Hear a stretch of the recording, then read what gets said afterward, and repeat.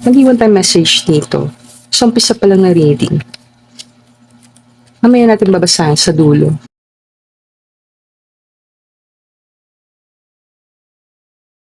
So, may separation. Pwede ikaw, pwede si person, or kayong dalawa. Medyo napagod lang sa nangyayari. Strong character kayong dalawa.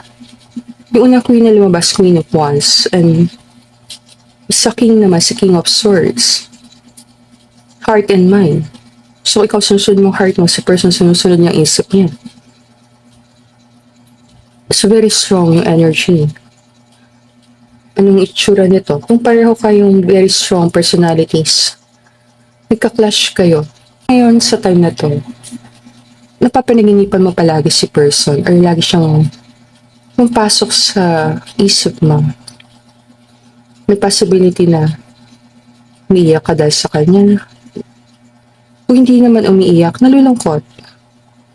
Nahirapan ka matulog, damo na iisip, nag-overthink, and nanghihinayang. May panghihinayang. Pinapaulit-ulit mo yung mga usapan nyo, ang pinag-aaralan, saan ako nagkamali, ano yung hindi ko nasabi, ano yung dapat sinabi ko. Nine of Swords kasi yung tipo na pinapahirapan mo yung sarili mo. Iisip mo yung mga bagay na yun na masasaktan ka. Card din to ng pagsisisi. May panghihinayang, may pagsisisi, merong stress. So, kung bigla na lang lumayo ang person, pas mo nakaramdam ka ng may nawala sa'yo, gusto mo din makamove on, gusto mo din makalimot sa nangyari. So, kung ano man nararamdaman niya sa'yo, hindi niya masyado pinapansin. Gusto niya pakita sa'yo na kaya niya kontrolin ang emosyon niya. Tingin ko sa itsura ng mga cards, may napifeel ka pa rin sa person. Hindi mo pa rin siya talaga ma-let go. May attachment pa rin siya sa'yo. Attached pa rin ang energy niya sa'yo. Pero meron lang siyang protection. Ang sample nito, like, nakikare pa rin ng person sa'yo. May mga times na iniisip ka pa rin niya, chinecheck ka niya sa social media. And kung nasa malayo ka, pag alam niya may pupuntahan ka, iniisip niya sana okay ka, sana safe ka kung nasan ka. Gusto ka din niya maging okay financially, kung dumadaan ka sa financial problems, nag-aalala din siya sa'yo. Hindi lang siya talaga nagsasalita. So, feelings nga doon, pero hindi mo halos mahalata. So, pero kayo may feelings. Iba lang ang manifestation niya, yung sa'yo, pabugso-bugso. So, may times na okay ka, then may times na namimiss mo talaga yung person. Yung person medyo stable ang pakiramdam. May feelings na doon, pero kontrolado. Kung nag-focus ka sa sarili, talagang pinocus mo energy mo sa'yo, nakikita niya ngayon yung improvement mo. Yung pagbabago sa'yo, na positibo. Seeing the full card is very positive sa paningin ko. It's a sign na wala ka masyadong mga stress. Inisip niya hindi ka pa ready pumasok sa connection. Mas pinipili mo na lang mag-isa sa time na to. May part sa kanya nisip niya hinihintay mo siya. May action siyang gustong gawin. Para lang iparamdam sa'yo nandito pa ako. Gusto lang yung makasure na nandun pa yung feelings mo sa kanya. Kasi pag mataas tayo sa control, ganito nangyayari. Ayaw nating sabihin na naramdaman natin unless sigurado tayong pareho yung feelings. So, pareho kayong napapakiramdaman. Sino ba yung unang pagsasabi? Or lang nakikita ko sa reading, tinatago niya yung feeling na gusto niyang itry pa rin kung pwede pa kayo. Wala kayong closure na malinaw. The World card nandito . So, yung closure hindi mo talaga nakuha. So, hindi kayo makamove on sa relasyon dahil hindi talaga kayo nakapag-usap ng maayos. Possible matagal na din nagkakaroon kayo ng problems sa connection. And nagkakaroon lang kayo ng rebirth. Alam mo yan, nagkakalayo, nagkakaayos na, nagkakalayo, nagkakaayos. Iba sa inyo, physical distance. Ang layo ng person sa'yo. Kaya the world, distansya. Like, maganda sana yung connection nyo kung magkasama kayo. Pero dahil magkalayo kayo,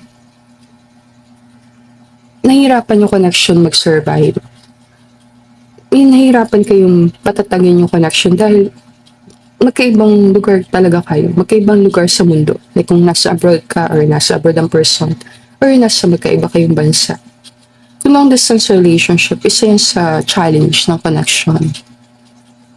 And isa pang possibility, yung closure, yung parang nahang kayo doon sa connection. Hindi kasi malinaw kung okay na ba, tapos na ba, or nakapos lang yung connection.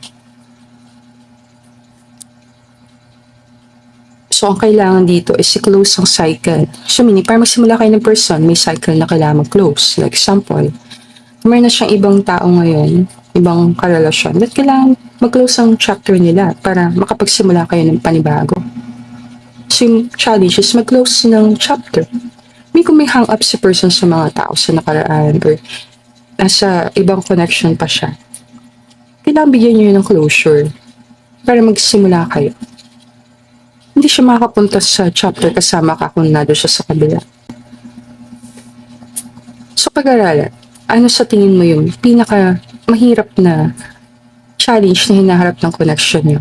Diba sa inyo, magkaiba kayo ng worldview, magkaiba kayo ng mindset, magkaiba lang kayo ng pagtingin sa mundo. Nahirapan kayo sa mga paniniwala, sa mga beliefs, so pakiramdam mo, yung paniniwala nyo hindi masyado nag-a-align, yung mga values nyo hindi masyado nagtutugma.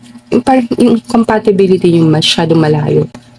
Yung iba sa inyo kultura na talaga. Malayo yung kultura ng person sa nakasanayan mo. Pakiramdam mo may mga taong hindi pabor sa'yo. Hindi ka magugustuhan.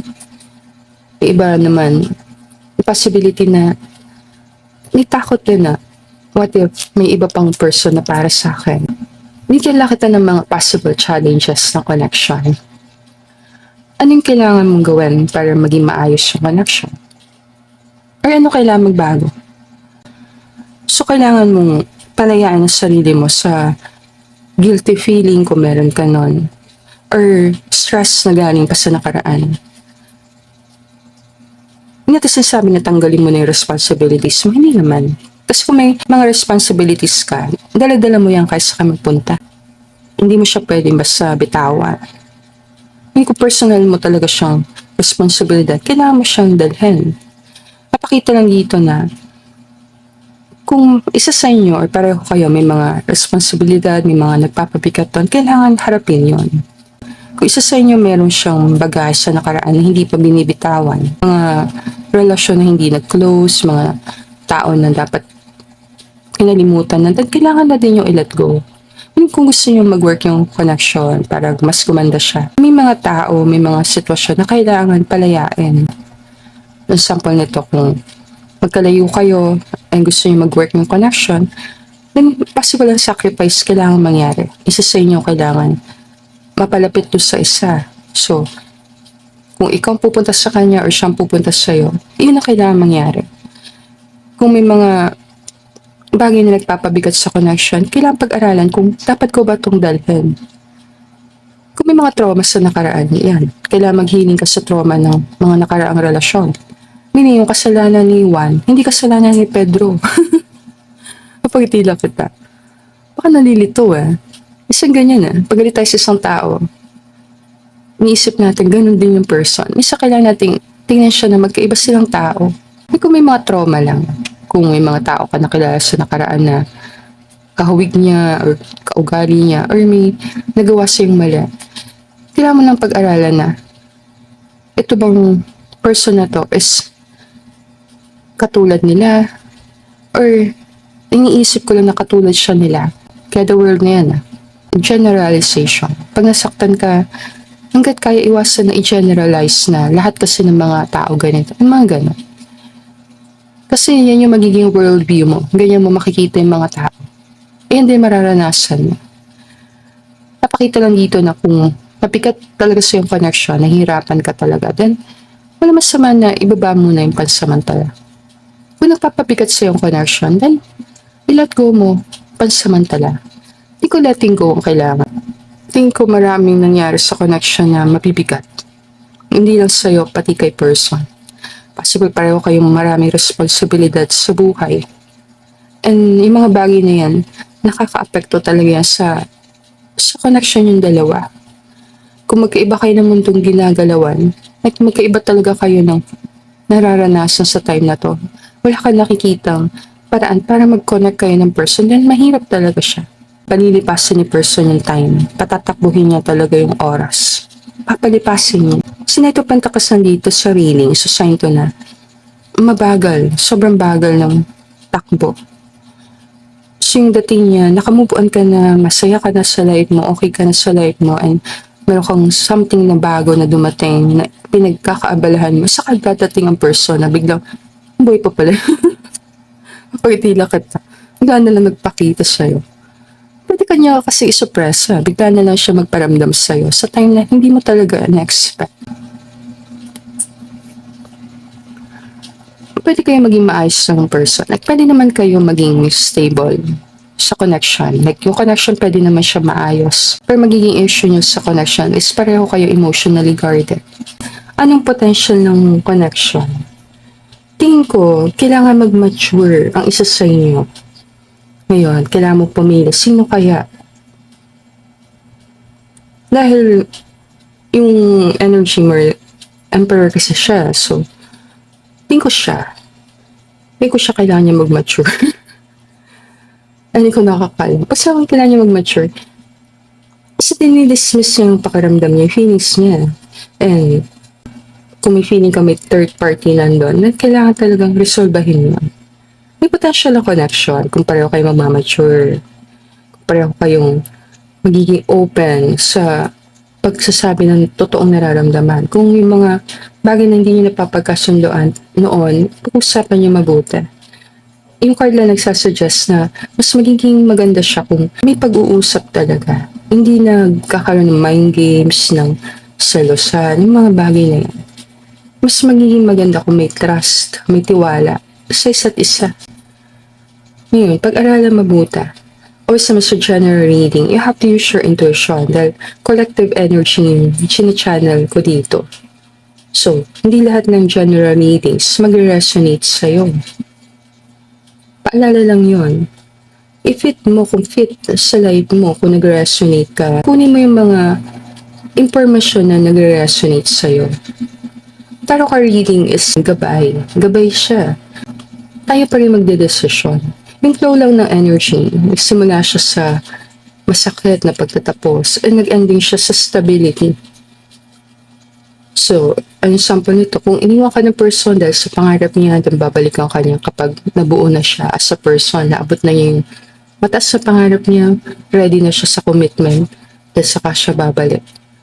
Kung nasa stable ka na relationship sa time na to, kailangan pag-isipan mabuti. Kaya mo bang bitawan na meron ka para sa isang bagay na hindi mo pa alam kung ano yung possible mangyari. Hindi ko nasa solid ka relasyon, kailangan mong step back ng konti and tingnan yung connection with clarity. Bigyan ka tayo ng card. Bigyan ka tayo ng card.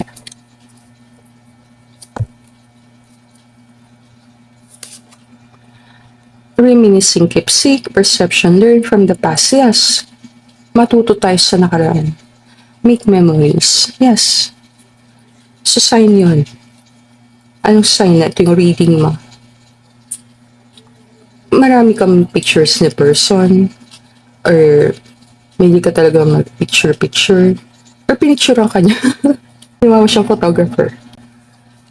I-claim mo na nararegaluhan ka niyang camera. Mapagpila ka ta. Nagtipid si person. Coffee mug na lang. Meeting and conversing, savoring the moment, feeling uplifted, friendship. So, person para kape sa life mo. Alam mo, minsan strong. Mas strong person siya. Strong character. And tikas talaga ulo. Minsan stubborn. Minsan stubborn, pasaway. Minsan ayaw niyang mag-open up. Imagine all unwanted thoughts dissolving into light, creating room for new opportunities and possibilities for your life. Mas kasi nagkakaroon ka overthinking, sobrang pag-alala, sobrang pag-iisip, possible na tamaan din confidence sa nangyari. May feeling na, may kulang pa ba sa akin? Yung cards mo nagpapakita na wala. Tingnan natin message niya sa'yo. Nasa isip pa rin kita. So, kahit saan siya magpunta, kahit anong gawin niya, kahit i-deny niya, kahit itanggi niya, kahit hindi niya iparamdam sa'yo, then possible na isip ka pa rin talaga niya. Masyado kayo maraming pinagsamahan para makalimutan ka ng person. Think ko very unforgettable ka din sa person na to. Media kita ng nakikita ko. You have to use your intuition sa reading natin. And thank you sa panonood ng video. I'll see you again on our future reading. Namaste.